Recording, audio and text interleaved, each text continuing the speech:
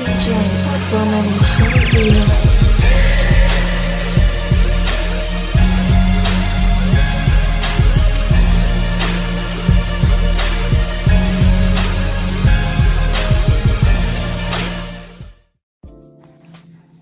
back to the Team Nerd Herd podcast, where our best advice is if you want to do it right, collect what you like. Now, Herd, we're super excited to bring you yet another comic creator spotlight interview, a segment we like to call What If We Never Shut the F Up. Tonight, you'll find out it is a special night, guys. We're bringing the band back together. But before we introduce our guests, let's already get in this roll call, guys. Let's do it. JR, talk to me, my brother. Nothing much. This is JR, Rogue's Law, your resident asshole, and thankfully, I'm done with 25 days straight of work. I get a couple days off finally, so I'll be a little less cranky tomorrow.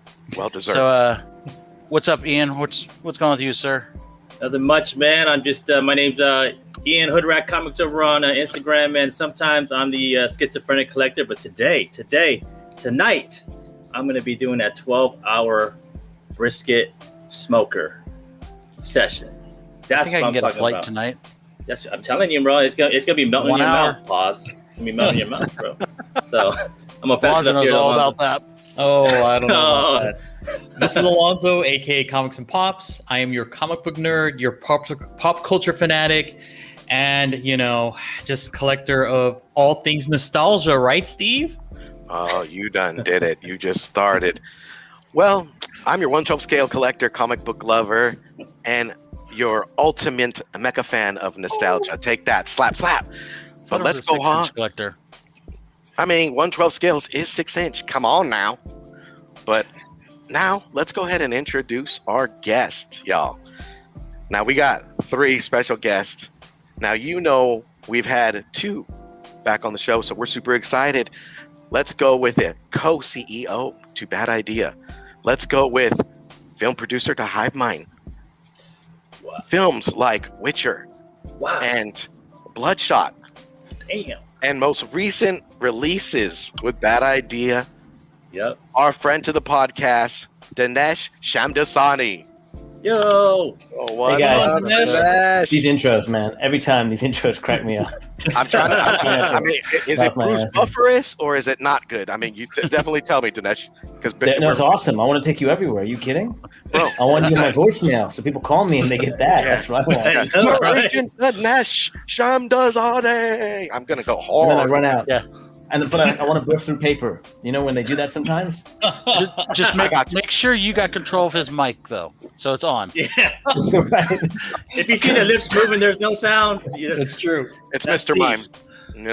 That's the warm up. I'm trying to mutter it in my head. He's doing issue number 2 of haha. Like the meme. That's right. They're right. I can't wait to hear you do the others. Oh, okay. Now, this is first time for us, and we're super excited. He's also super excited because I believe it's first time for him, although I don't believe it, but we'll see. Co-CEO to Bad Idea, Warren Simmons. Come on in, my brother. Yo. What's up, guys? What's up? What's going on? Thank you for coming. Thank you for coming. Now, I said 3, guys. We're bringing back the band together tonight. So let's go on. You know him from titles like Mind Management. Recently, the game is coming out, so you guys got to pick that up.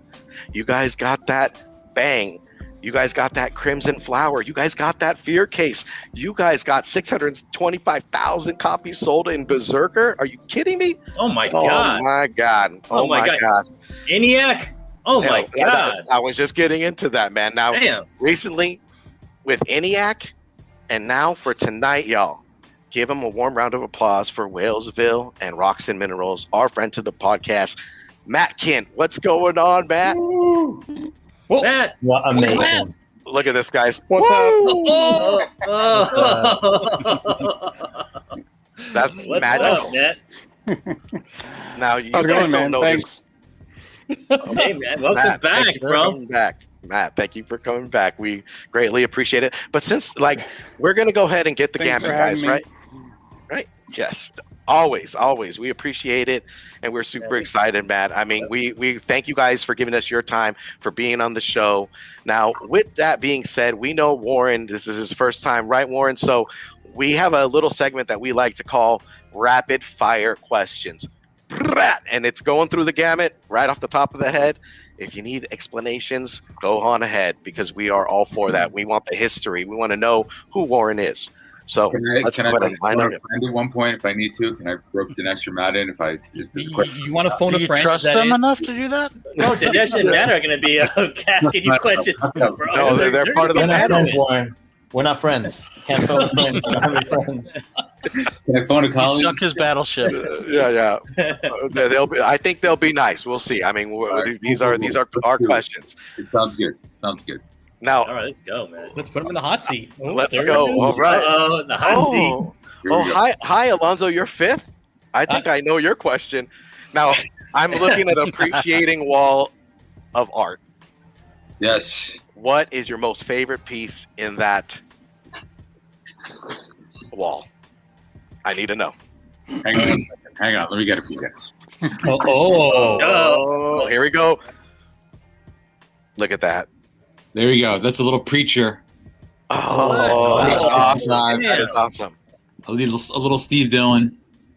Little The late spoiler. great Steve Dillon. Oh, that is nice. That is awesome. Goes and tracks down and discovers a little bit about Cassidy. I can never say goodbye, Jesse. We cut from like the 20s or the 30s, I forget, to present, and then he's pissed. So I'm gonna have to go with Preacher. Although this Darrow one's pretty hot. I got a bunch up here that I like. They're a bunch of. How about the Thanos one? The Thanos one, bro. Right. He's writing. He's who writing? Look at that, bro. That is Darkseid. He's got Darkseid. Darkseid. You got a copy, bro. As a chauffeur. Yeah, this is our buddy Rayford did this, and I think Baltimore Con That's sick. 4 or 5 years ago. I just had to get this one. It's got the Infinity Gauntlet on right here. Look at how pissed he is. I love the look on his face. So we got some good ones here. MF doing some of them back. Also, I'll just embarrass my friend a little bit. Where'd we go? Did I bring it in here? I did. I brought it in here. There we go. Here we go. You guys see that? Oh, my Lord. Hang on. Let me take this off the wall. Oh. Very talented friend of mine. Very talented friend of mine did this piece. What? This is Awesome. character designs for Exo Manowar for our 4001 book. I don't know if we ever did this, but one of the ideas was, you see this little tugboat here? Yeah. If you buy a Matt Kindt piece of art, there's an 80% chance there'll be a tugboat in it. But this is in perspective to Exo. So this is one of my favorite. This is a beautiful character design piece that Matt did for us. One day I will. Wow. So anyway, we got a bunch. Keep it, Oh, keep my it. God. I love it. All right, JR. Well, I'm gonna put one in for Rob real quick. His typical one: Thanos or Darkseid. Who's your me? dog? Yes, sir. Yeah, that's a tough one. Got to go with Thanos. I'm a Marvel guy. Oh. Certainly is the cream of the crop over at DC. He's definitely top of the mountain for the DC universe. That's for sure. Okay. Yeah. Rob would be proud. See what he's smiling right now. Well, wait a sec. You said Thanos, right? Yes. Thanos. Yes. But you said he's a cream of the crop for DC. No, Darkseid. Thanos. Okay. Was a Marvel guy, but I think like I for said, the DC world, I think Darkseid's as good as it gets. He's top of the Jim, top. man. Yeah, if you get into trouble with Warren, this is how editors speak. They skip giant swaths of thought and just jump to completely random topics. I'll translate. If you ever get stuck, I'll translate. Well, it's like I said in the intro. I've literally been working 25 days straight, so my mind's a little out there. You're good. It ain't you. Right. Okay, I was just checking to see that. Oh, I can't wait to hear what Dinesh's question is going to be. My question is going to be favorite movie genre. Favorite movie genre? That's a good one. I don't know if I have a favorite genre. I think I like to skip around a bit. I love them all. I love cinema. I love movies. I don't know if there's a favorite genre that I like, but the two movies that have been on in full rotation in my house for the last little while have been Mad Max Fury Road, which these guys will both laugh at me about because they know that I watch that obsessively, and probably into the Spider-Man Into the Spider-Verse. Those are two that we've had that have been on my full rotation for the past little while. So you must have kids, man, because my kid loves that. Dude, he is into that movie. My kid, how many times did your kid watch it? We're at like 25 at this point. You know bro, my kid's been watching it since, I mean, maybe I'm a bad dad, bro, but he's been watching it with a year and a half, like once a week. Am I a bad dad? No, that's a good dad, dude. That's a straight okay, good dad. Dad. All right, cool. That's a good dad. Teach him young, bro. You got to teach him young. Yeah, that's some good dad stuff right there. All right, man. My question, man, like, what was your first real job? Like your first job where you got like a paycheck from a bank, a check, like when we were us old guys. Mm-hmm. Huh? That's a good question. I worked as a like an assistant at a camp, like a assistant, like counselor kind of thing. Okay. So that might have been that at like 13 or 14 or something. You know, it's like real young kind of thing. Mm-hmm. That might have been that, or probably Steadier, who's probably like parking cars over the summer. Oh, yeah. There's probably one as well. So those valet parking, man. Valet parking, dude. Every time I'm with my wife and I do parallel park well, I turn to her and I go, "That's why I was a professional." Yeah. You know, bro, like I was a valet parker too, and that was my favorite job, man. It still was my favorite. Still my favorite job. Dude, it was great. Every summer, I grew up on Long Island, Atlantic Beach, being like 5-10 friends. We work at, you know, all the homies, right? Yeah. They don't know, like, you know, like the rushes come, and then in between the rushes, you're just chilling with your boys, you know? Dude, just mad. There's people trying to steal cars, you know, people are pulling in, they're stoned out of their gourds, you know what I mean? You're just crazy, man. All right, man, I'm going to pass it to the man right here with the, he's going to pop you with my question? Bro. This should be good. No, I've got a good one. I'm going to help you humble brag a little bit, because I'm curious to answer myself. So what's your favorite? You've done a lot of comic books. What's Marvel, Valiant, Bad Idea, won a lot of awards, lost even more, which I think is the real triumph. What's your favorite Marvel character that you had a hand in creating? Ooh. You've got some heavy hitters. That's a good question, dude. That's a good question. I'm gonna say Spider-Man Noir. That kind of a derivative of Spider-Man, but Marko Djurdjevic designed that. I got to oversee the design of that. He did one version which you can find online. It's super cool. He did it with, it's all like vinyl, so it's like still the Spider-Man outfit, but it's not plastic, and there's like stitching in there. And he did that as an initial take. It was really brilliant, but we wanted to bring it closer to like a classic noir character with like a trench coat and a hat. He did that in the second take, and just nailed it. Marco's a straight genius, but he did that, and then that was a pitch from David Hine and Fabrice Sapolsky, and Carmine DiGimenico drew it, and it just came out and it was kind of like this tiny little 4-issue thing. It was awesome, super excited. We loved it. It was a good book, but I remember, I think I was with you, Dinesh. I don't remember where this was, but we were in LA. And we were driving through a thing, and there was just a big poster of it, and he was on it, and I was like, damn. You know, so like sometimes you see things that way, and it's funny because it's a little bit of a time machine. It goes from 2007 to 2015 or whatever it was. But I like Spider-Man Noir a lot. That's a good one, dude. That's a good one. How crazy was it to hear? Go ahead. Sorry. No. I mean, how crazy was it to hear him as Nicolas Cage? I went with my brother-in-law who wanted to take me. He'd seen it once before, because he just wanted to see my reaction when Nicolas Cage came on the screen. Going down to my fingers so I could feel them. You know what I mean? It's like it's just so funny to see the stuff that we worked on. You know, like we saw it a little bit with Bloodshot. You know, that Dinesh and Matt and I had all had the chance to work on a little bit. But when you see it on the screen, it's just the craziest thing in the world. But you know, you get to see it a lot, especially when you work at Marvel for a period of time. You know, I worked there from 2002 to 2009, and you touch a lot of things that they adapt. You know, probably where we would have headed with the Valiant universe had we not left, where we would have been seeing more and more stuff now go from the paper. I remember I was sitting with Dinesh at New York Comic Con, and this is when they rolled out Ninjak versus the Valiant universe, and we were in this room, and they were like, "How many people were there, Dinesh? 1,000, bro?" No, it was like 5. I think it was 5,000. Second biggest in the head. There were like 5,000 people in there. And I'm sitting in the front row. Matt, I don't think you were there, bro. But I was there with a couple of people, maybe I forget who it was, but a bunch of Valiant people, and they had some people who worked on the books there. I hope it was Matt. I hope you were sitting next to Matt. As well, dude. But you turn around and you see all these people cheering, and you're like, we did this already. It was just in the comic form. So Right. when it becomes TV, when it becomes film, when it changes media, you get to see a lot more exposure to it. Or so many more people get to see exposure to it. You see, but for you, you've been living with it for so long.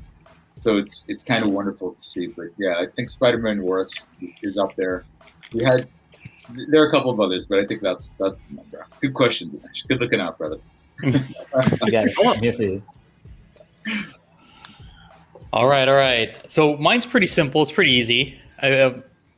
What is your first comic? God, I think it was like my first comic when I was a real little kid. My brother had like Richie Rich and Archie and like a bunch of like the those cartoon kind of. I forget who owns those. It's like a Crown Family or something. There's some kind of family. King Features. King Features. So like a bunch of the King Features ones, like Richie Rich, and then some like Warner Brothers stuff. And I was homesick one day. I remember this, and I asked my mom to get me some comics. She was going out, and she came back and she accidentally picked up a copy of the Avengers.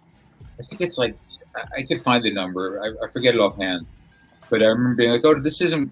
And I was started looking through it, and it was just like this crazy world. Neil Gaiman said that comics, it's like getting a postcard from another universe every month, and I kind of love that quote. I think it's kind of brilliant. But I just fell right into this incomprehensible, impenetrable issue of Avengers. I think it was penciled by Al Milgrom. I'm forgetting the number right now, but I was smitten right away. I mean, for me, it was like gods and people flying, and this was an era where there wasn't a lot of that stuff on television or in film. So I fell in love with it right away, and I became a Marvel zombie in sort of the mid 80s. And really, from 85, 86, 87, 88, those are like my prime Marvel years. Nice. Yeah, so around then.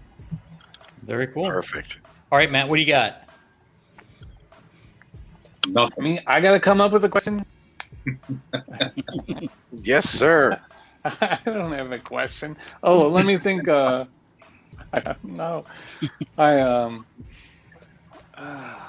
boy, I really some help, Matt? I didn't know. Some help? Look at this beautiful. I can help you, Matt. How about this? See if you like this question for Warren. Of all, and there have been many, the failures, especially critical and commercial combination failures, what was the most public and or embarrassing for your wife? For my wife. Open the family in there. See, we couldn't ask that question. She doesn't give a shit about any of this crap. You know what I'm saying? She doesn't care about she just I'm lucky. I've got a wonderful, amazing wife who does not care about any of the work that I do, no matter how great. Sometimes we'll be watching something and I'll be like, I worked on that. You see that? I worked on that. She's like, great. Just shut the fuck up. So That's a great. But I've had let me shut the door as I say that. I've had a healthy number of absolute bombs. That definitely comes with the territory. As anyone in the field will tell you, it just comes with the territory. I know what you're hinting at, Dinesh, but I'm not giving you that answer, bro.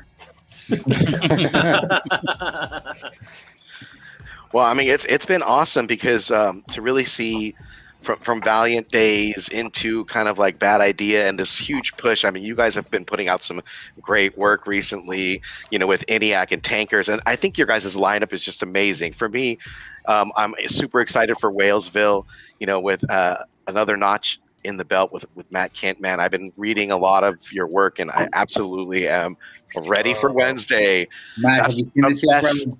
Oh, how did you get wind? How does that happen? Who do you think's shipping it? Oh my Bribery. goodness! Bribery. Flip it. What's on the back? Flip it over. The back. I want to see the other Back is. Look at Yes, Those are my Rocks favorite. and minerals. Look at guys. those shoes, bro. Is that a Tony potato? Jr. That's this is Awesome. so. Both of these stories are written by Matt. One is Whalesville. The second one is Rocks and Minerals. This is a story that, a couple of years ago, Matt and Dinesh and I were out in LA and we were talking about just different pitches and stories and stuff like that. And Matt had this story about this post-apocalyptic world That's an all ages story inhabited by rocks and minerals, and we just fell in love with it. It's a real masterpiece, and we've got some art in here by Tony Millionaire. Tony's he needs no introduction from me. I think Matt and I are both super fans of his work. I know Dinesh loves it as well. But this is the first page of it. Last page of, well, I don't want to ruin that for you guys. But we got your absolutely gorgeous work here from Tony. One letter Dave. We have colors from Jim Gamble. This one's pretty special. And we've got rocks with shoes, which is awesome. Penny loafers, you know? Penny loafers. Yeah.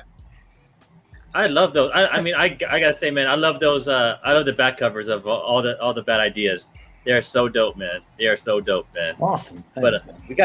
we got one right here, man. So let's talk about. What do you guys think, man? Let's talk about some Whalesville. Yeah.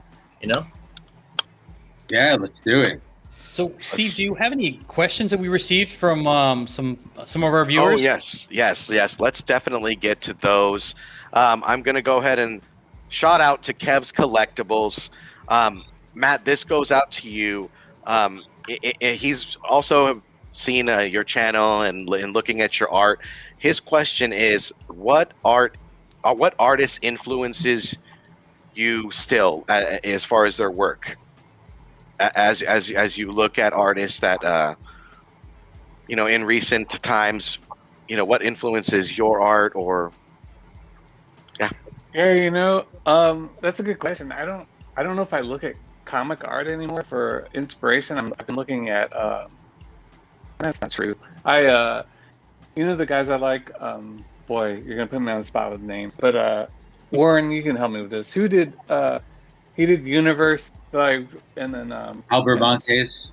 Yeah, Albert. I look at a guy like that, and it's like I don't think I look at the art for like inspiration on visuals, but I look at the art for inspiration on storytelling, which is different. Like I don't look at art for like how good the drawing is in comics. I look for art that tells a story well or in an interesting way. Not to say that like I'm a huge fan of Jeff Darrow, so I'll look at his stuff all day long. But the stuff that helps me as like a writer and as a creator is like Albert's work on Slaughterhouse-5 and Universe, and then I'm trying to think what else. There's a book called Purdy that I think it's Purty. It's like a Western book by an artist named Kickley. And that's pretty good too. But I look at that stuff and it's just like real raw inks I don't know. I guess those would be my two answers. All right, perfect. We got another one from Geek Driven, and this is a question on Whalesville. This is did Moby Dick inspire the cover? Did Moby Dick inspire the cover? I'd say that we'll probably go a little bit further back than Moby Dick, maybe to the Old Testament. Yeah. The story of Jonah getting swallowed by the whale. We're going biblical. Yeah, that's what I thought too. I think if we're going to go with the story, we probably got to go biblical. You know what I mean? Someone getting swallowed by a whale. Matt, you wrote it, bro.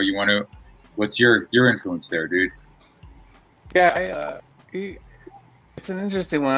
I think there's a lot of influences like Pinocchio and the Bible and Moby Dick is probably not at all, honestly. I didn't think about it at all. Maybe, that's not true. Like if you think about the ending, how it ends, there's a little bit of Moby Dick in there. But yeah, I think the whale is just like a good symbol. And whatever, it's great. That cover with that little eyeball staring down. Amazing. Oh yeah. I thought it was super interesting. Man. I mean, I've been kind of formulating, the synopsis in my head like over the last couple of days, and I just kind of thought like, what if Jonah said like, you know what, I don't want to come out of the whale's stomach. Like it's actually cool up in here, man. It's a little town. I'm hanging out with people I like. You know what I'm saying? Like it's a kind of cool place. Like why do I need to go? Like I don't know, man. What do you think, man? I mean, am I getting somewhere with that a little bit? Or am I off? Yeah, this is one of those stories that I kind of hesitated to ever write because I couldn't visualize how to draw it. Like I could the visuals, I kind of had a big idea in my head, but I couldn't really picture what it was going to look like. And so I was worried writing it. I was like, I don't know how this, I'm describing things, but I'm like, I don't know how I would tackle it as an artist.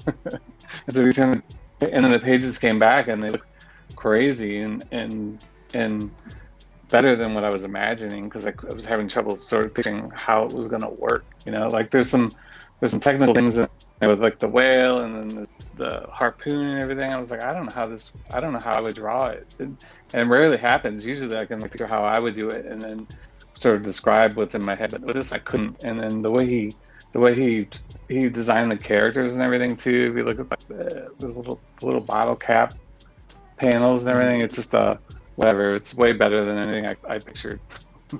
And if this is Adam Polina, by the way, who's the artist. Yeah, Adam. Yeah. Adam is he's a legitimate, like, this word gets thrown around a lot, and I don't want to embarrass him too much, but he is a straight genius. Adam's like a fashion designer.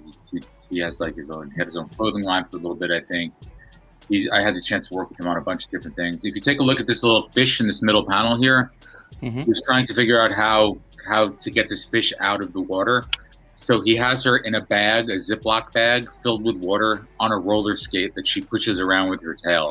Oh, that's awesome. That's so dope, dude. And it's just like the simplest little beat that Adam just designed. But it's just, this is the kind of stuff that flows out of him. So, you know, most of this book is also double page spreads, as you can see from here. So he really, he doesn't touch anything as like an assignment that he's not looking at as almost like a piece of fine art. Like he puts that into every page that he does. So he's someone he's doing this with us. We have a couple of other projects with him that we haven't announced yet that are as beautiful as this. But when Matt turned the script in, we really wanted to have someone who would capture the beauty of the story. You know, Matt had a really beautiful metaphor, not to speak for him, about, you know, living inside the belly of something, not seeing what's outside your window, you know, really being sort of sheltered and refusing to examine what the outside world looked like. And I think that's a pretty timely thing right now, no matter where you are on the political spectrum. I think it's kind of interesting. So you know, Matt and Adam, it's the kind of thing that I think that is unique to our company. It's unique to Bad Idea. It's the kind of thing that we do, let alone it being kind of an all ages thing, and something that you could read to your kids at night, and it could kind of work, you know, on the same kind of level as the best, you know, fiction in this particular genre, which appeals hopefully to both parents and to kids. Yeah, for me, I'm picking this up for me to read, but knowing that it's, you know, for all ages, I look forward to kind of reading it to my niece. She's a reader herself. I mean, she loves a lot of these books, and she's, you know, near and dear to my heart. So, I mean, those moments that I'm going to have with her and being able to read these stories, see the interaction, see the beauty in her eyes of, you know, the comic books. I mean, an introduction to it. You know, I saw this on FOC. I saw this way before. I was looking at Bad Idea books when they were, you know, kind of implementing in, and I was just looking at the covers. And for me, the story is everything, but I think the covers, they just grab you. And I looked at Whalesville and I said, this is going to be awesome. I got to have it. I got to have it on my pole. Yeah. And in looking at the inside of some of these panels, I was like, this is just beautiful. The art is amazing. It really speaks from panel to panel, and then you got Matt behind, you know, the story. I mean, I'm just a fan, and I'm like giddy inside. I'm waiting for it Wednesday to have it in my hand. That'll be my first read, hands down. How old is your niece? She is 7. She'll be yeah. She's just turned 7. Yeah. So curious which one she'll like better, Roxy Minerals or Whalesville. Such a toss-up. Oh, I can't wait. I can't wait. You'll get a full report, guys. I will definitely read that to her. And this is I have a question. I have another question for all three of the Bad Idea crew, man. Like, you know, like we have the biblical reference, like for Noah, right? And then we have this, you know, and then we see a whale, right? A big old whale. We have that masterpiece, Moby Dick, right?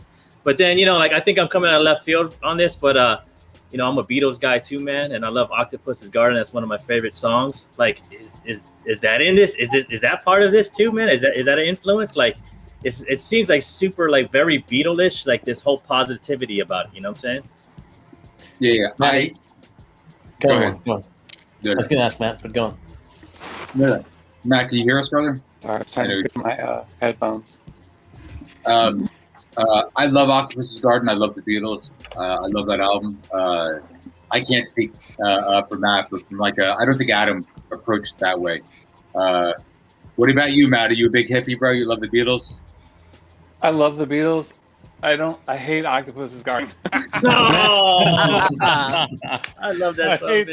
But here's the thing: I'm quite a bigger Beatles fan, and Ringo Starr is my favorite Beatle. Oh wow! Nice. I know, right? That's his song, man. I know, and it doesn't matter. I don't like the first record album I ever owned was Ringo Starr's solo album. The Drumming Is My Madness album. Oh, okay.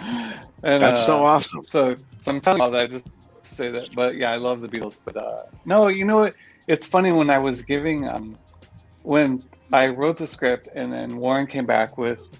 And we were talking about it, just kind of discussing what the story was about and everything. And I don't know, Warren, if you remember this, but you were telling me kind of what it was about, right? Like, what's that? Oh, it's like, and I don't want to say because it's not a story that can be straightforward and what happens. But then he's like, it's a metaphor for this, and this. I was like, oh, no, it's not.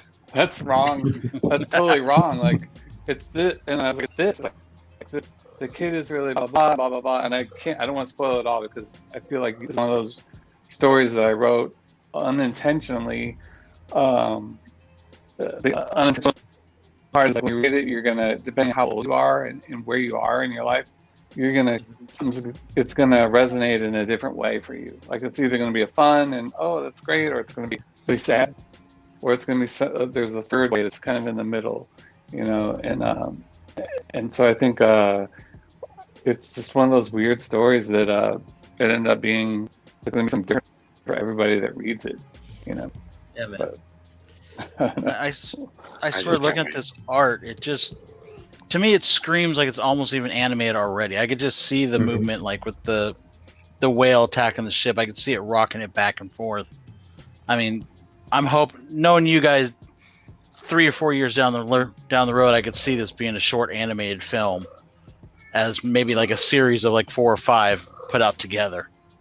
We had an inquiry right away. We announced the book. I never know, Matt, you must know this. We had an inquiry. Paramount got in touch. Oh, we had the Zoom meeting with Paramount, and they were like, we saw the solicit and we saw the name. What's it about? Tell us what it's about. We had a couple pages, so we showed them a couple pages on Zoom, and we told them what it was about, and they were so confused. They were like, what are you guys doing? We're like, no, that's our thing. We're a bad idea. None of this makes any sense. And they're like, yeah, okay, cool. We'll get back to you. And then we never heard from them again. Oh my goodness. Yeah. Pretty much how I think the entire company will go. This is a little insight into the editorial writer process with me and Matt, where I'm like, this is great. It's about this. And he's like, absolutely not. It has nothing to do with this. So it's pretty wonderful. This page in general is probably my favorite page in the book. If you look at these 4 panels on the left side, this is just Adam in a nutshell, where we have this beautiful establishing shot with this homage to the wave, the Great Wave off. What's it called? I'm blanking on the name, but the Great Wave, the famous piece. Oh yeah. And then if you take a look at the second panel, the little boy runs up to his dad. He's like so excited to be on the ship. His hands are out. He's so happy. And then in the third panel, it hits, and that angle of the dad looking back, warning the boy about the wave. And then you cut to this final panel, and the little boy's in the air. The rendering on the whale's face, all the scars from the battles, just the clouds in the background. Like this, it's a real high level of mastery, let alone on the next page where he's just sitting on the whale's tongue. And then the dad's screaming, and then we have these 2 extreme close-ups, and then we cut back to the story.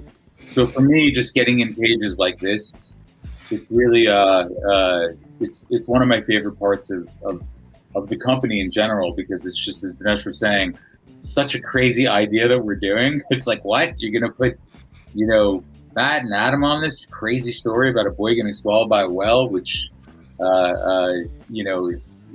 it's crazy. So for us, it's part of, I think, the pure joy of just making comics. Yeah, that's what I'm going to say real quick. The like this story and the Rocks and Minerals one were the two ideas I'd had for a while that I didn't tackle them because I couldn't visually figure out how to do it, And so I think with both Tony and Adam, I was like, oh, this is how you do it. You get somebody that has a real visionary style that can figure it out, and then I don't have to figure it out. I just write it and hand it over.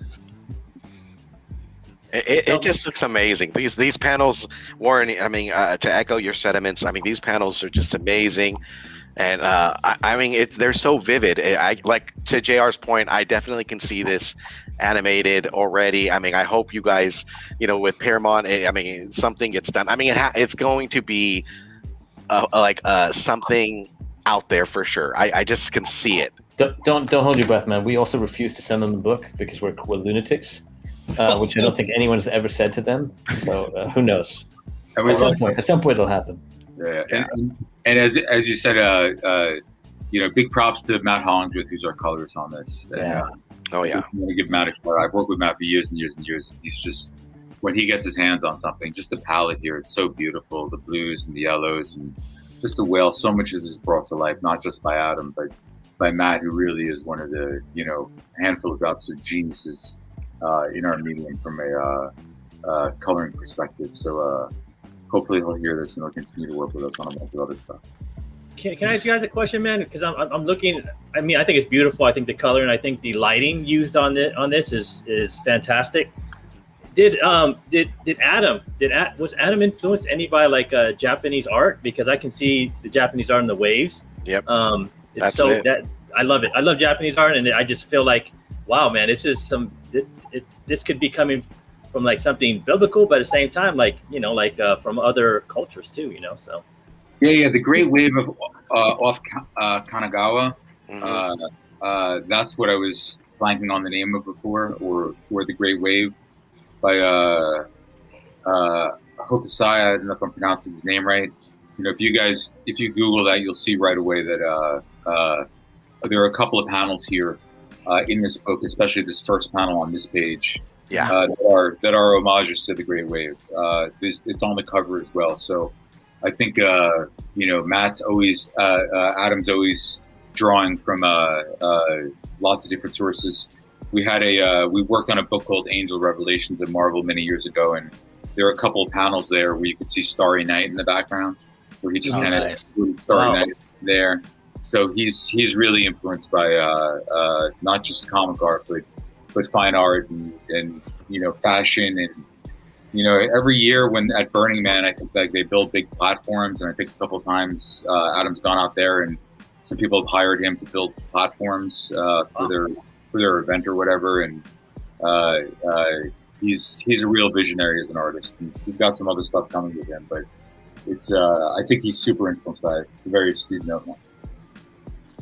I have another question, man. I have another question for Dinesh and Warren, man. Like I saw Dinesh's post like about like the quality of the books, and I mean what's in it is fantastic, but the quality of like ENIAC and the quality of all Bad Idea books have been like fantastic, man. Can you guys talk a little bit more about that too? Yeah, sure. Yeah, no, it's we're trying to give space to the creators to do their best work, and in that, we're trying to look at every other component of publishing. And so we spend a lot of time with the printer, who we worked with extensively from Valiant days, to trying to build a better version of the book, and I think part of it is we're not afraid to spend a little bit more money, because for us, it's obviously it's a business, but it's not about squeezing every last cent out of the book. I think it's actually paid off. The quality of the book seems to be helping people want to read them. But it's about building the best frame for the best kind of art. But it's caused problems as well. Whalesville, for instance, we went a little too far. 72 pages, square bound, so it's a new format in addition to our cardstock, 12-point, double matte, laminate, spot gloss covers. Love them.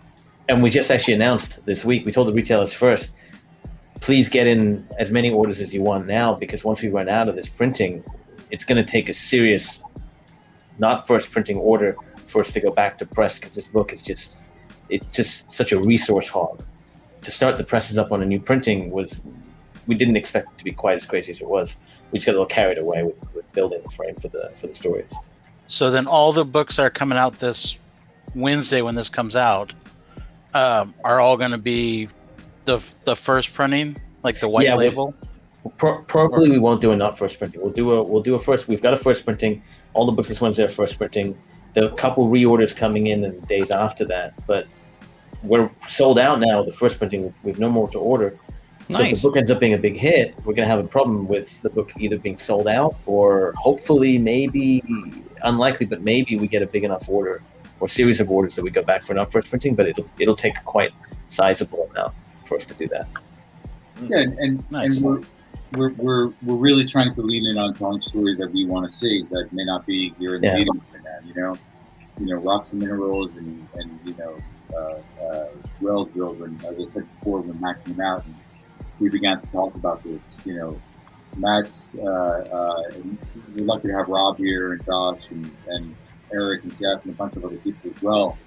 But we're just telling stories that are a little bit off the beaten path, that there might be a little bit of a gap for, that don't really that aren't built to be the next blockbuster, but are just things that we may want to read to our kids. You know, or that we feel it's a crazy idea or a high concept that could be fun. So I think that we're trying to lean into that. And I think that, Dinesh and I, we just spent 8 years at Valiant, Dinesh longer, but, I worked as an editor for 8 years. And Matt was here with us from, 2014, I want to say, or 13, Matt? When was Bloodshot? Do you remember, dude? I can't remember. It's like 14 or 15. It was the end of I think it was the end of 13 or the beginning of 14. Yeah, so Matt really was our, one of our key engines for, a large part of that period. And when you're in that corporate system of comics and you have, greater demands placed on you and you have to publish X amount, you never have to, but the goal is to build a universe, and you're publishing 6 or 7 or 8 books a month. And, the challenges of working as an editor at Marvel or DC or at other places, those pressures could be intense. And it's always, as Dinesh was saying, about compromise. How do we get this in faster? How do you build 22 pages of comics every 28 days? How do you do 12 issues a month? How do you do 16 issues a year? 12 issues a year? How do you do 16 issues a year? So what happens is there's a compression, and that compression is just about speed. Speed is really the true enemy of creative. For the most part, on occasion, you're very lucky and you can work with a writer like Matt, who's very fast and very good. Don't tell him I said that; it'll go right through his head, and I can't have that. But the speed which Matt works with is a gift. When you have artists also like Jeff Lemire or Matt or Bendis, guys who were artists at one point in time, I think it unlocks a portion of their right brain, left brain thing going on, so they're able to move much faster because they visualize things, so they're able to produce work at a different clip than just looking at it as a word. That's a whole diatribe. Sorry, I'm rambling at this point. That said, here we don't have to do that. Here we can do 2 books a month. Here we can do a secret book and just mail it out and have some fun with it. Here I can ask David Lavin to illustrate a book, and Matt as well, if he's cool with us putting it out into the marketplace without putting his name on it. Just working with creators who are kind of cool about that and just kind of having fun with it and kind of just, something which is a little bit different than the constant pressure and rigmarole of trying to move faster and faster and faster, where we can just say, slow down. It's okay. We'll get there. We'll figure it out. If we need a little bit more time, we'll do it. Not building 40 variant covers a month, because that's 40 separate covers, which is 40 calls to 40 creators, which is, that's 2 books. You know what I mean? If you're publishing 8 books and you have 5 variants on them, these are the things that slowly creep in that have the propensity for chipping away at the edges of the quality. So we're not trying to necessarily do that here. It's kind of like both quality and the quantity, because I think when you do get these books, it speaks volumes. It's totally separate from everything else that you got on New Comic Book Day. They're appealing to the eye. For me, I just can't wait to have this cover in my hand. As you were saying that it's sold out, I was looking at my poll. I'm like, I better get this in now, because if you've pre-ordered, you're fine. If not, yeah. It's already placed in. It's on my poll, and I've just cleaned it out right now because I gotta have it. Yep, golden apple. No. I gotta say though, man. I love that idea. I've been looking forward to Whalesville for a while. I read the synopsis and I was like, yo, man, this book is wild. And I'm wild and I'm into it, man. you guys are, I gotta say, man, you guys are the Frank Sinatras of comics, bro. Like, you do it your way, bro. Matt, Dinesh, and Warren, bro, y'all do it your way, man. But yo, I mean, Alonzo got something for you guys, man. He got something for you guys. He got something that we like to play a little game called Versus. You guys ready for this, man? Yeah, and all you guys got it. You guys can roll up your sleeves and pass it down. Get in the old boxer stance. All right, here we go. So the first, can you click on the next slide, Ian? All right, you guys are all valiant guys. Oh, Lord. You can't do this. Not even close. Who's going to win in a head-to-head? Not even close. I mean, we got Rye and we got Ninjak. Who's it going to be? Warren. Well, Matt, you wrote both. It's Ninjak. Exactly. It's not even close. It's always Ninjak. Yes. Just cycle through them. It's why? Ninjak. Tell us why. Yeah, why? How would it go down? What? He's the smartest, and he's the whatever. He's got everything. Rye's a little. He's the coolest. Hold on, but does Rye have to do it on his own? Because generally, Rye and Father work together. So is he fighting Rye/Father? And does that change things? Well, ooh. He could do it. Ninjak can do anything. He's the strongest character in the entire Valiant universe, so it doesn't really matter. And he's a ninja. Yeah. So, Warren, do you have an opinion on this? I think Dinesh has a great point. I think if Father gets involved, it's problematic. But the version of Rye that Matt wrote, he was still young. He was still learning his skills and his abilities a little bit. He was still understanding the manipulations that Father had put him through, so he was a little bit naive. Whereas Ninjak he's grizzled and old, and he's been doing this since he was a kid. So I'm going to side with Matt on this one. I think it's Ninjak all the way. Yep. All right, and Dinesh? You know Dinesh. Man. He's like, I'm going to choose. I don't know, man. I think it's tough. It's so tough. There's a 13-year-old Dinesh Shamdasani right now screaming to get out, pal. I'm just telling Come on. I forgot how good that piece from Clayton Crane is. That piece is really gorgeous. Yeah. It's hard to do, man. No, it's probably Ninjak. They're probably right. It breaks my heart. He's like, no. Right. So hopefully the next one won't be Olivier degree. So how about this one? So we all know and kind of grew up with the death of Superman and also the breaking of the bat. Which one to you personally had the most impact? Come on. No one's going to say breaking the bat's amazing, but no one's going to put that above Death of Superman. Right? Yeah. I love Death of Superman. Death of Superman. Yeah. Death of Superman got me into comics. Yeah. All right. You remember it came in that black bag? Oh yeah, that poly bag. Yes. Yeah. That was cool. Did you rip it up and get the armband on? Oh yeah. What? Matt, did you know that the 7 stories, each one, I didn't know this till a couple of years ago when I was rereading it, each story was built with a certain panel composition. So of course the last one is all splashes. Did you know that the second last issue is all 2 panel pages and the third last one is 3 panel pages and the fourth last one is 4 panel pages? They built it like that, the whole thing. That's cool. That's good. Crazy. History. Crazy. Nice. Mm-hmm. And just also Dinesh too, Kelly Jones cover is nuts. Wasn't also really too great. The Death of Superman? Wasn't that your first comic too? It wasn't my first, but I was in that era. It was right around there. I think my first. No, you're right, because my first ever issue of a comic wasn't that Superman, but it was Adventure Superman 492 or 497, which was one of the issues in Death of Superman. That's right. I totally forgot. Is that really the best-selling graphic novel of all time? Is that true? Well, Who knows? Yeah, Amazon said so. Amazon said so. Which one did you cheer for more, though? The Death of Superman or Batman getting his back broken? Let's be honest. Let's be sadistic. How dare you? How dare you talk about the Man of Steel? The thing about that Superman is it's really... It still makes me upset because he's the best of us, right? And in the first time he's getting his ass whooped, the first time he feels pain, he still doesn't back down. He's still fucking Superman. He's still like, no, I got this. Whatever it takes. And that Dan Jurgens splash page right before he dies, where he's flying into Doomsday, you're just like, this guy does not stop. He's the best of us. It's awesome. If he had Pa Kent there to stand and go, no, I gotta die, Yes. then he would have given up. It's also really like amazing event comics at its best. Not just his death, but the return with like Cyborg and then Steel and then Funeral as well, yeah. the kid, and you're just like, what's good? I remember buying this off the stands and be like, which one is it? And just like, Yep. you like, it's like they built such good mystery, and you know, I haven't read it in a long time, but as a kid, I remember loving that, and just being so excited for the next issue, which is something that's really unique to comics when it's done super well, and there's so much love put into it.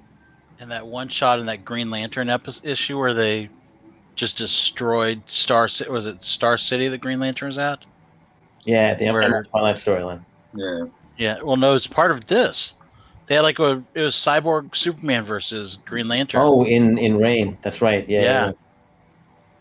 Am I the only one old enough that voted to kill Robin or save Robin? Please no, tell I me. voted. I hated Jason Todd as Robin, and so I also voted for Robin to die. I did. I remember calling in to vote for him to die because I didn't think they would do it. I was like, they're not going to do it. And then I felt real bad. all of a sudden, you're opening it up. You're like, oh my god! I know. How do you feel that you attributed to his murder? Oh, I know. I do. I felt bad. I really did. Did you have to pay to call in? Was it like a toll?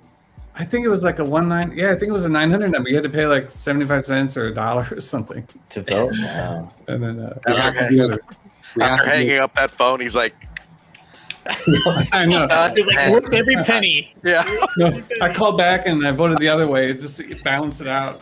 You know, there's some people that did like 5 or 6 times. Like, I hate Jason Todd. Kill him. Yes. Hang up. Call again. Kill him.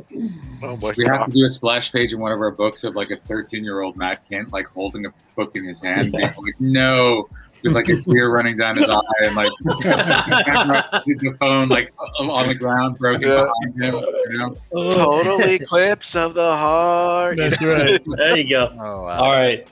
And then for the next one, we have, what was the biggest one that you felt kind of rocked the comic book universe at this time? I mean, we have Frank Miller's grim and gritty Batman, and we have like the same thing with Daredevil. I mean, which one do you think had a gretter impact on the comic industry? Wow. You guys want to see something pretty cool? Let me see if I can find this. Hang on one second. You guys go ahead. And Matt, this one was also right in here. The whole one of your Daredevil first books that you actually had a hand in. Like, this was your first comic. Was it Matt? This is your first comic? It was either you had mentioned it was either G.I. Joe or the Daredevil where he's holding the tombstone. Yeah, it was. So Daredevil, what's funny is like, so that's where I picked it up, and then Elektra died, and I was like, who's Elektra? So I had to go back and read those, and then I went back and read those, and then so I would say Daredevil got me to love comics, but I think Dark Knight, I don't know how you beat that for like impact on the industry, because I remember when that came out, it was that prestige format which they hadn't really done before, and then it was just telling a story in a way that we hadn't seen Well, done wasn't also with the superhero first, books. wasn't also the first time they showed like Superman like in a different light, like as a bad guy almost?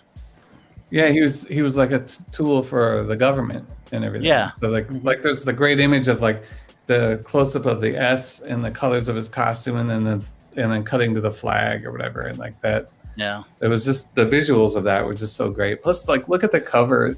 Yeah. Like the art is so not like mainstream comics like we'd seen up until then. Like I remember seeing that cover and like, what's going on there? Like Batman on roids, chunky and kind of a little fat, and like the lines are so, it's kind of ugly, but like great. Like I don't know, it was just kind of that one and Watchmen, man. That was 1985 was the year.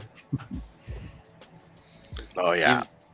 Even as a Daredevil fan, I have to go with the Batman on this one. Highlight him. Hey, Warren, you're muted. You're mute, Warren. Sorry, I'll show you guys something cool. When I was about 10 years old, I went up to DC Comics, and I got to interview Denny O'Neil for a book report that I was doing at class. No way. Yeah. And Denny gave me a make ready. Do you guys know what a make ready is? Yeah. No, make ready is like 2 weeks before the book leaves house, or a week before the printer will send them a version of the book that looks like this. This is Whalesville for scale, so you guys could see. Okay. The cover's pretty similar, but the make ready is generally the guts of the book, which is oversized. And Denny gave this to me. Oh my God! Wow. That is so the make cool. ready of Dark Knight Returns. So if there's a problem with the book, and you want to pulp it, like if something goes wrong with it and there's a curse word, and you want to pulp the book, the editors get the book. So he gave me this, and he gave me the cover. And I guess I was like 10 or 11 years old at the time. Wow. Yeah, so I still have this for 30 years, so it's just kind of funny that you threw that up there on the screen. So That's dope, man. It's like I knew. It's like you knew. Yeah. I thought you were gonna press You know? that book. I saw it. I was like, are you stuff gonna press it? So I've had this for a while. So for me, it's all about Batman, even though I love Daredevil. But Frank and Klaus. Klaus is I've had the opportunity to work with him some stuff at Marvel, and he's done some stuff here. But Matt, you're right, dude. This is really Look at that. It's interesting to talk about the what you were saying, Matt, because it really is a very political book. It's really about Superman as a stooge for a very militaristic government. So especially with all the Firestorm controversy about stuff like that in comics today. But I thought you guys would get a kick out of it. Yeah, That's cool. That's a real treat. That is awesome. That a Heroes for Hope page back up there on your wall? It's a poster, yeah. It's Poster? yeah, it's a poster from the Heroes for Hope stuff. It's art X-Men. X-Men. Yeah. You can't really. Yep. You can't do any wrong with that. Yeah. Look at that, guys. Sorry, I just saw that and I was just like, wow. Yeah, X-Men looks. That is sick. Yep. He's got you beat, Alonzo. I'm sorry. Oh man! don't make me go into the back room and get some other stuff there, Warren. Do it. We don't want you to go in the back. I want to see it. You want to get He's gonna walk over to that magic draw, pull out something crazy in a minute, dude. That's a real versus right there, right? Okay, right, you guys Dinesh, got what do you 5 think, minutes to too? go find something crazy. We haven't heard from you. So what do you think of this one? Which one do you feel like had the greatest impact? Who you asking? You, Dinesh. Oh, sure. Oh, no, there's no question it's Dark Knight. It changed everything. It simultaneously changed the entire way that everyone built comic books and built probably the most popular character in comics. Man, Not out of thin air, but insane. practically thin air. Nice. It's a different. It's practically a different character than the one that existed before the story. It might be the high watermark of our entire industry. Certainly in contention. Oh, for sure. Yeah. All right. And the next one. We both know that you guys are avid pop culture fanatics and fans of like just the stuff that like Marvel's kind of putting out. I mean, which series did you find better, or in your opinion, of course, like we have WandaVision, or did you find Falcon and Winter Soldier better? Who wants to go first? So contention. Come on, It's Wanda. It's Wanda. It has to be WandaVision. Look, they even moved it into first position. They knew. Marvel Studios knows it's better. It's about the right things. It's about a personal relationship and a personal issue. Falcon and Winter Soldier is great, but it's just about like here's some bad guys doing some bad things, and we learn a little bit about the character, which is not as fun, but it's good. Okay. I think. Yeah. One of the first books that I worked on when I got to Marvel was Truth. I was an assistant editor on it. I worked with Axel for many years, and this was really Axel's baby. He was one of the, he really wanted to shepherd through the idea that if it's 1939, the needle's not going in a white kid's arm when they're testing it, and I think that was really one of the high concepts of the book. So that was one of the things that was super cool to see. That was the one where I turned to my wife and I was like, "I was assistant editor on that," and she's like, "I'm watching. Will you shut up?" So I really every one of Warren's stories about his wife ends with her saying, "Will you shut up?" So far tonight, I'm picking that up. But I think WandaVision. I agree with Dinesh. I think it was executed extremely well. Overall, I felt like it was a better full package from start to finish. Whereas I really liked Falcon Winter Soldier, but it was a little rockier along the way. I felt like they were trying to shoehorn some things in there from a storytelling standpoint. Gotcha. What about you, Matt? I'm going to be polite, and I'm going to vote for Mandalorian. Amazing answer. I'm a positive guy. I like to keep it positive. That's Nice. right. You got JR smiling over there. We got Bad Batch coming up in a couple days. There you go, man. Bad Batch, man. That's right. It's so All right. lucky. All right, and what do we have next? Wow. The Josh Whedon version of the Justice League, Oh, yeah. or This is great. Zack Snyder's version of the Justice League? Alonzo.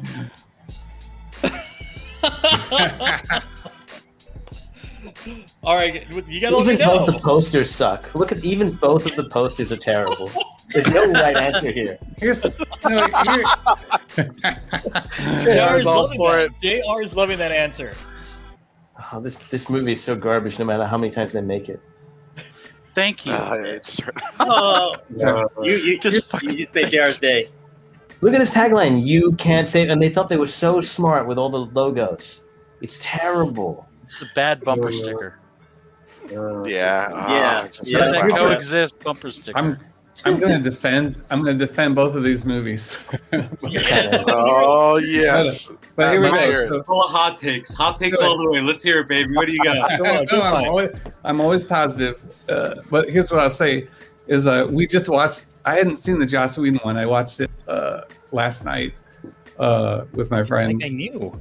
And I'd watched. So the first one I watched was the 4-hour one, the Snyder one, and then Brian here in the studio was like, "Let's watch the other one, and we'll compare." And what was great about it was not the movies.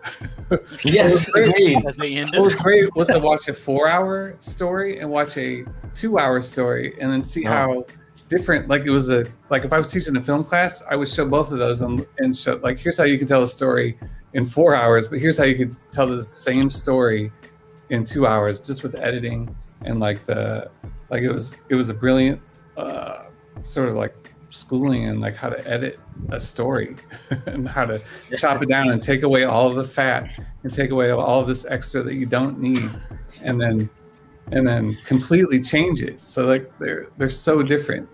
And I'm not saying I liked either one, but it was really interesting to see the editing choices. Like honestly, it's like comics. Like when you're writing comics, it's like you have to pick, what do I show? It's like, how much do I show like a whole sequence of somebody walking across the room picking something up, or do I just cut to the next thing? You know, so it's I felt like I didn't waste all of my time when I watched it. JR, are you blushing?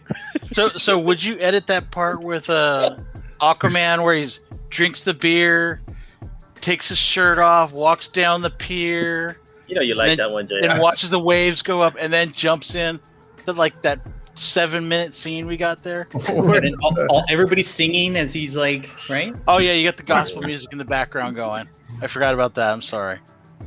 Yeah, for me, I love Darwin Cook and the masterpiece that he did on the DC Universe. What's the name of it again? New Which Frontier. one? Yeah, New Frontier. Like for me, if DC wants to fix their cinematic universe, they will begin that and they will begin filming it. And like to me, Nice. Oh, I show like that, that show one. that. You see it, Matt. I'm gonna put Yeah. you full screen. Oh There you yeah. go. Wow. Beautiful. This Late is- great Darwin You guys, Cook. you guys have everything so handy. It's like, I know, man. It's right here. We need to get on their level, guys. We need to up our game. I was a Marvel kid growing up, but I certainly have read. My grandmother, she lived in Queens, and for years and years and years, every weekend, me and my brother would go and we'd stay with her over the weekend. And there was someone in her building who was on the DC comp list. They worked at DC in some capacity, so I got hundreds and hundreds of DC comics as a kid, and it was always at arm's length for me compared to the Marvel stuff, which was I was a Marvel kid, but Darwin's vision of the DC universe for me is just it's the purest one that I've responded to. Mhm. But when I see, I think Alan Moore said that if he knew what he was going to do to the the comic industry by creating Rorschach, he never would have done it. You know what I mean? So when I see Batman and the Flash and Wonder Woman and Cyborg, I thought Cyborg was awesome. I really liked his performance in this movie, and I thought the Flash was good, and I like Wonder Woman.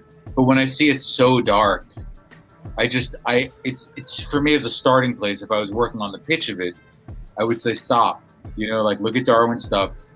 Look at how he built this. Look at how majestic this is. Yeah. And just the belief that they kind of are Superman for me. There's that great Frank Grant issue of All-Star Superman where the other astronauts have come back from they were in space and they're back on Earth and Superman's been gone and they're beginning to terraform Earth and they look at Superman, they're like, you're weak for not having done this. And you're just like, oh, that's Superman. He doesn't do that. So for me, that's really what the DC universe is. So whenever I see a vision of it like this, which is so dark and so brutal, and it's something I really can't show my 10-year-old kid. I've only seen the Zack one. It seems to me as a little bit of a miss from my personal aesthetic standpoint.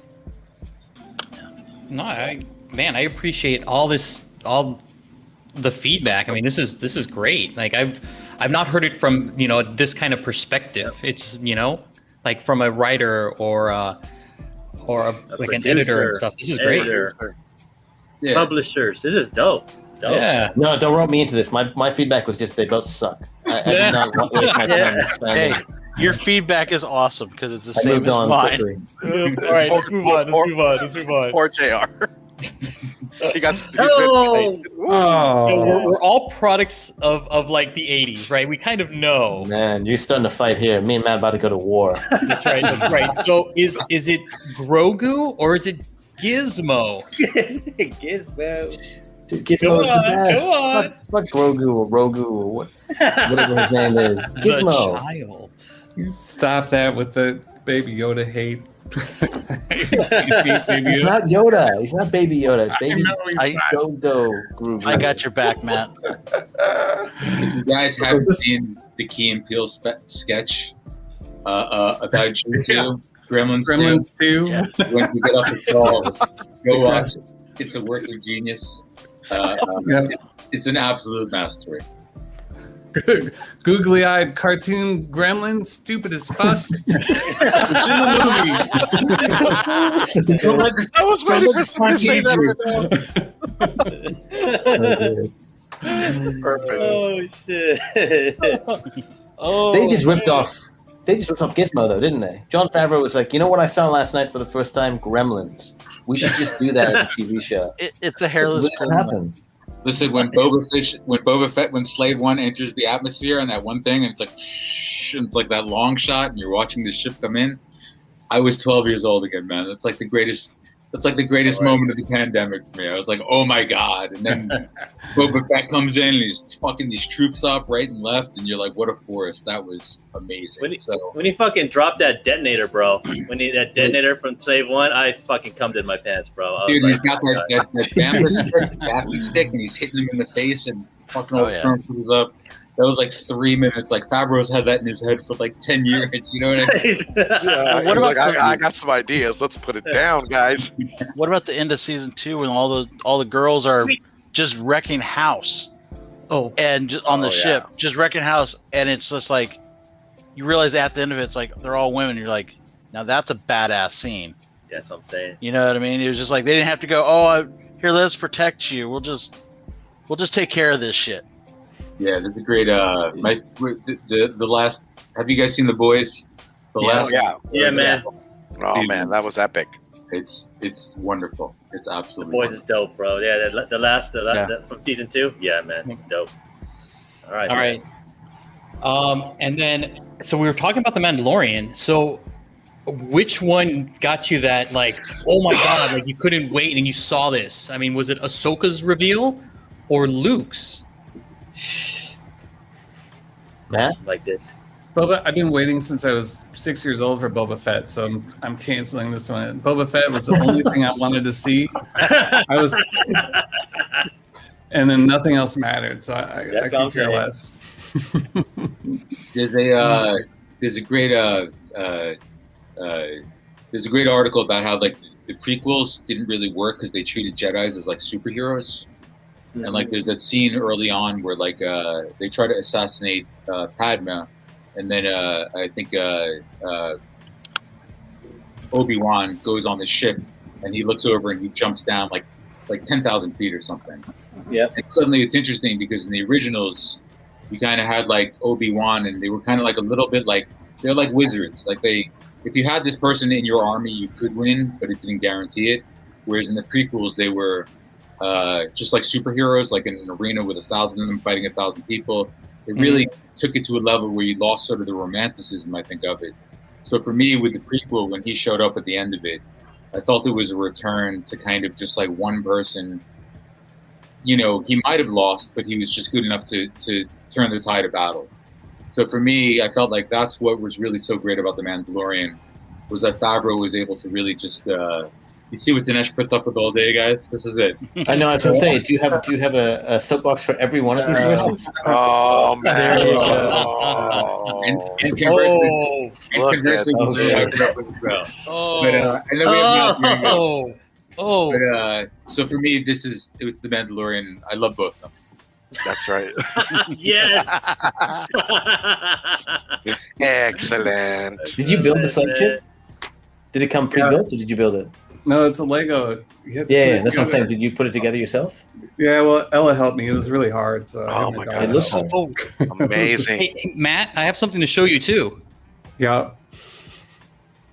Well, you have to. Ian has to switch it. There we go.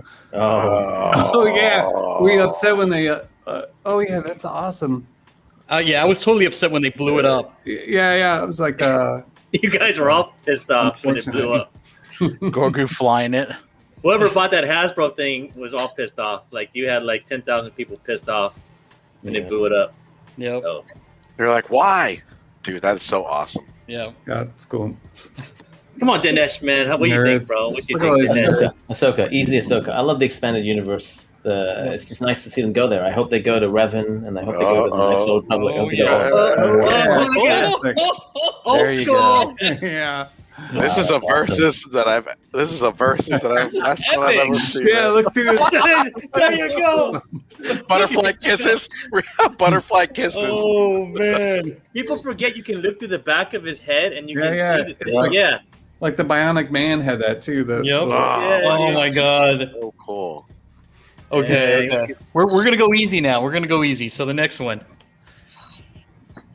We talk about food all the time on this show, and if you guys have been interviewed by us, you guys know that this is a thing. Texas barbecue or Southern style barbecue? Who's up? Who's up? You guys are thinking. You're in Missouri, buddy. You're in Missouri. I think I answered this already. I said Kansas City. I don't know if that's Southern. That's like Middle West barbecue. Yeah. Middle West barbecue. Is there such thing as Southern barbecue? North Carolina. We were talking about Charlotte. North Carolina's got really good barbecue. Yeah, but it's usually called Carolina barbecue. That's Carolina Southern barbecue. stuff. Whatever. Yeah, there's Texas and there's Memphis. everybody else. That's what I'm saying. Texas and everybody else. No. Texas versus everybody else. Dinesh, what do we got, Dinesh? What's your choice? You can't lose. You can't lose here. Yeah, man. It's all That's great. right. That's right. He's picking. He's going with both. You can never lose. It's all great. You want to do the dry rub. You want to do the Look at the saucy mac one. It and doesn't matter, man. Look at the mac and cheese in the Southern though, man. That may get me though. That mac and cheese up there. Look, you can actually, dude. I'm telling you, Dinesh, you can actually make smoked mac and cheese. Oh, I've had it. No, I know. We work with at Bad Idea Adam Freeman, who's a Texan, but he loves all kinds of barbecue. We worked with a guy named Jody LaHoop, who's a writer now. He wrote Shirtless Bear Fighter, and he is a barbecue. Oh, that's a fiend. great book. He loves his barbecue. So what do you think, Warren? Go, Warren. What'd you think? This afternoon, I had a little bit of broccoli, a little bit of asparagus, threw it in the pan, a little bit of seitan. Oh, Can't beat it. A little teriyaki. That's how I do it. okay. Yeah. That's my version of barbecue. I know what I'm going to do after this. You can still have like barbecue corn and stuff. Yeah, I like barbecue corn, a little mac and cheese. Steakhouses are actually very good for sides. So is barbecue. I'm probably going to do more sides when it comes to Warren's a big steakhouse guy. He goes to steakhouses a lot. steakhouses are good. Oh yeah. All right. And then next we got into one of Matt's favorite things. But is it Krispy Kreme or Dunkin' Donuts? Boy, of those two, it's Krispy Kreme. Oh, See that? Those Yes. aren't the best donuts. Of those two, Of you those just failed Matt. You failed Matt so badly. tell us what the best one I is. know. Matt. Tell us what the best one Please. is. Here in St. Louis, we have a place called Strange Donuts that does like all the weird flavored donuts, but then they just do like a good cake and a good glazed donut. That's all I need. I don't need all these. Oh, I don't need all that. But they're Dude. just whatever. Dunkin' has the artificial flavors and sweetener or whatever. It doesn't taste right. yo, Matt, I'm telling you, Matt, when you come to San Diego Comic-Con, I'm gonna bring you some VG donuts from Encinitas. You had that? All right. Yeah, I will. I'll bring you their cake. Their cake donut is. Yeah. Oh my god. Shit, I'm still waiting on those. No, I will, Matt. No, I'm coming to your booth and I'm gonna bring you. Alright. I'll bring you, Dinesh, and Warren a dozen of the VG donuts from over here in Encinitas. It I'll is have so fucking good, many. man. You guys know when I'm in LA, there's how many donut places are there just in walking distance? Where It's like Randy. Dude, there's so many. Actually, I was thinking about the next time you come down here. There's a place called Sidecar in Santa Monica that's just insanely good. Ooh, Sidecar. God. Sidecar. I'll write that down. Yeah, those are good. Let me ask you a question, Matt. So if Ninjak magically was turned into a donut, and then another Ninjak was magically turned into Texas barbecue, not Southern, I thought you not Kansas City, and they have to fight, who would win? Both Ninjak, but it's donut Ninjak and then Texas barbecue Ninjak. What kind of donut, though? Ninjak's got a hole. Is he like a long john or is he like a donut hole? No, he's a bear claw. Oh Bear yes. claw. And we're going ribs, but no mac and cheese. Yeah. It's got to be Ninjak Bear Claw. I love it. I love it. Oh man. Oh man. All right. And then we got our final one, which is just again beer or wine.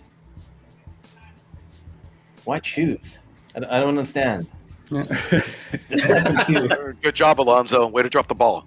What are you talking about? I mean, come on. It's either you know. You mean which one first? Is that what you're saying? Sure. This is your show. This is your guys' show. It It's is. your show, bro.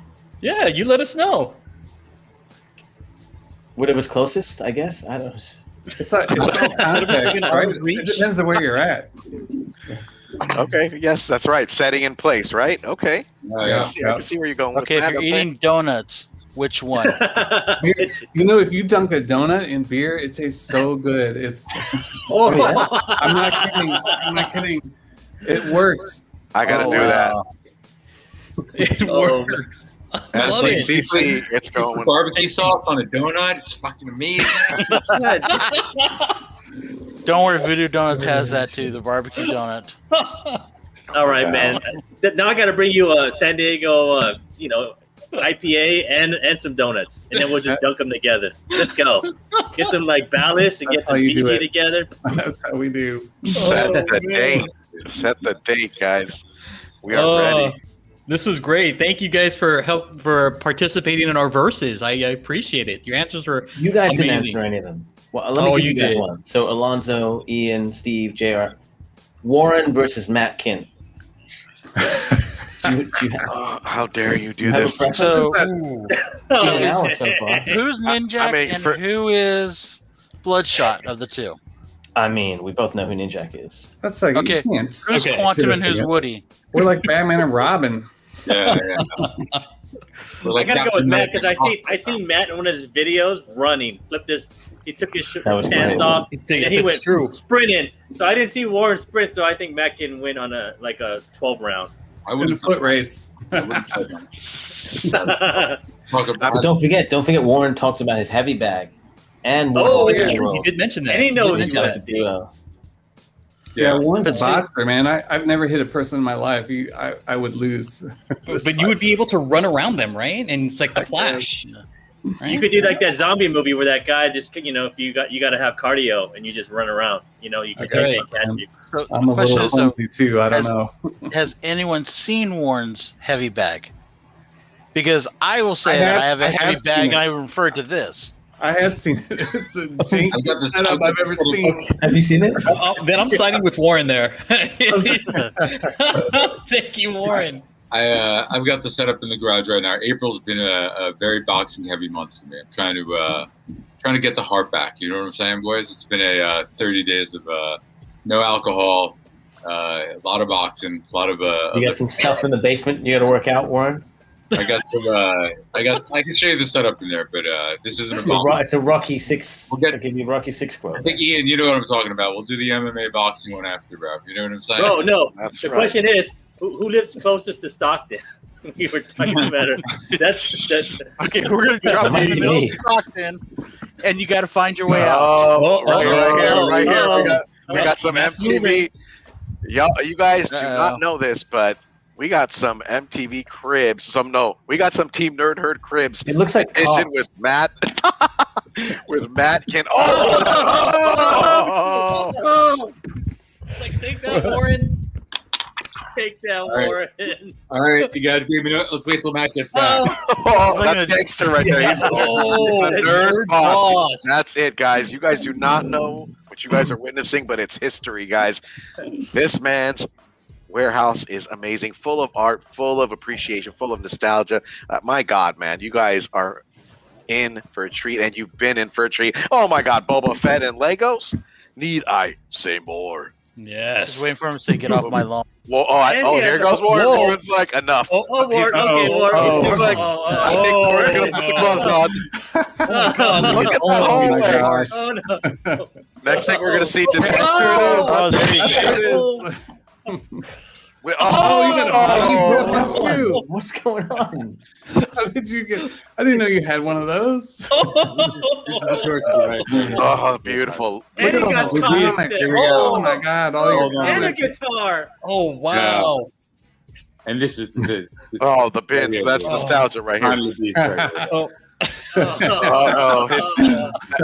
You know his neck's hurting right there. I love it. We move from cops to Catch a Predator. Yo, I'll fight you, Matt. Yo, Matt, you want to come with me, bro? I'll do this. Dinesh, are you gonna all go of a take sudden, this all of a tour? sudden, I'm not even wearing pants. I'm not getting up. It's like You guys bad are at the ideas. shirt Like, only level with me. it's like bad ideas secretly like the Secret Assassins. The I Secret know. Assassins of comics, man. Bad ideas for some BMFs. Oh Most my definitely. goodness. Yeah. So, final question: in working with each other in Valiant and coming down here, we're in the future. How does that feel to be working with each other and have friendships that have lasted for so long, and then just be here at a pivotal moment, putting out epic comics for this comic community? How does that feel? Like where can you put that in a full picture as far as seeing the work and going from Valiant and just up into this future that with Bad Idea? I can speak for Warren when I say it's an honor to work with me, Dinesh. You hear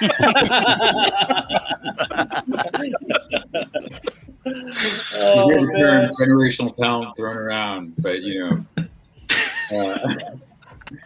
for me, It's fucking great, guys. yeah. Go on, You guys are like brothers, man. I just you guys are like you guys came in here like brothers knocking just kind of like slapping each other in the back of the head, and giving the ear thing, like It's all for the cameras, man.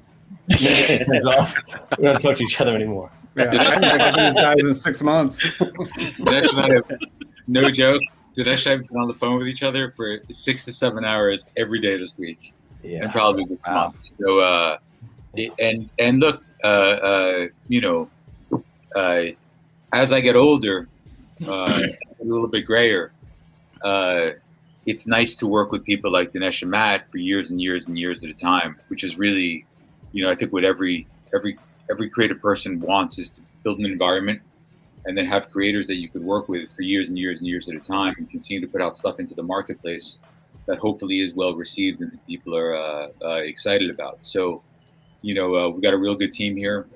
My buddy Josh Johns, who's our director of marketing, is a brilliant idea guy, just a wonderful, wonderful person, super smart. Adam's our sales guy. He's an absolute monster at what he does. Hunter's our publisher, great marketing guy.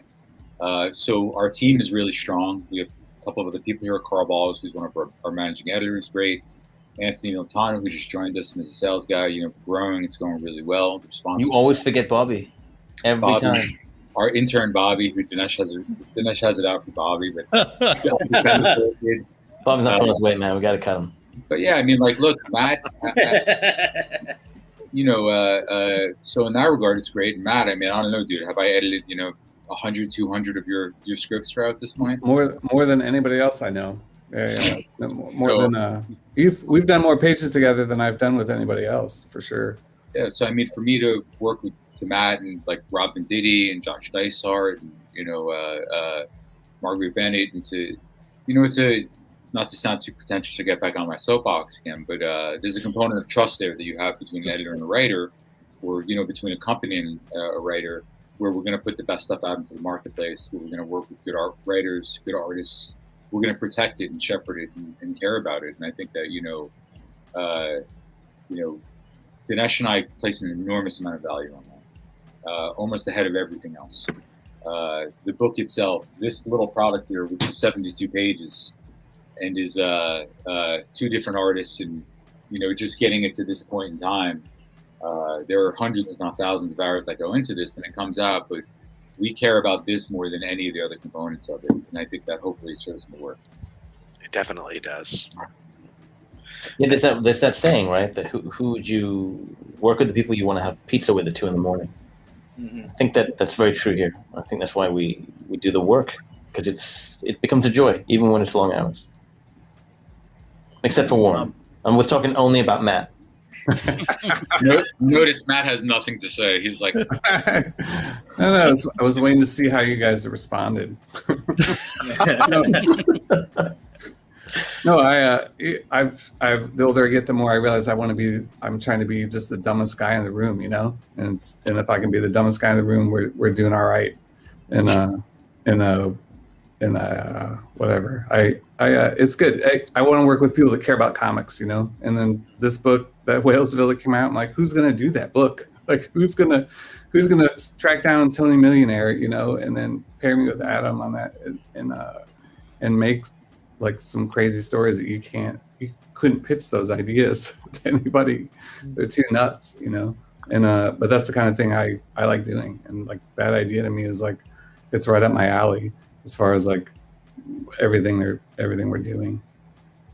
And it comes down to you guys' books, man. You guys, the books are fun, and there's like even ENIAC, man, which is like, like chasing down like the murderer's computer is you can feel the love in that, man. So, and you guys are Boba Fett guys, so man, let's go, Can't hate on that. Can you let our viewers know where they could find you on your social platforms, with Bad Idea or your own social platforms? This is a great time to do it. Please let them know. Matt, where can everyone find you? Twitter, Facebook, Instagram. I'm on all that stuff. But your YouTube, man, your YouTube is the dopest, Matt. Like, you got to pump that. Yeah. I got a YouTube. I forget I got a YouTube channel with a bunch of stuff. I think I'm going to give a tour of my board games next week. Oh, I can't wait. Yeah. Can't wait. Definitely sub up to Matt Kindt's YouTube channel. Diversity, you get everything. Down there in the description, guys, for sure. Dinesh, man, how can everybody find you? Dinesh, I mean, you are the... Warren and I are, Bad Idea. What is it? Hello, Bad Idea, or at Bad Idea, hello? Which one is it, Warren? I always Hello, forget. Bad Idea, right? I'm going to look it up real quick. It's faster. Bad Idea, hello. Bad Idea, hello. That's what it is. Bad Idea, hello. Yeah. Wait, Bad Idea, hello. Bad Idea, hello. That's where you can find us. And email us from our website as well. But if you want personal, I'm at Dinesh S. and Warren's at, what are you, Warren? It's like San Jose Stallion. That's your boxing one? Yeah. What? You are on Instagram? San Jose Fight Club.net. You can see pictures up there. And AO Adrian. Yeah. At Warren Simons on Twitter. That's it. But thank you guys. We appreciate it. Thank you for having us on. Thank you. Thanks, man. That was a blast. Thank you guys. This has been great. And with that being said, we're going to take the show out with, if you want to do it right, collect what you like. It's never a bad idea for that. Nope. Damn.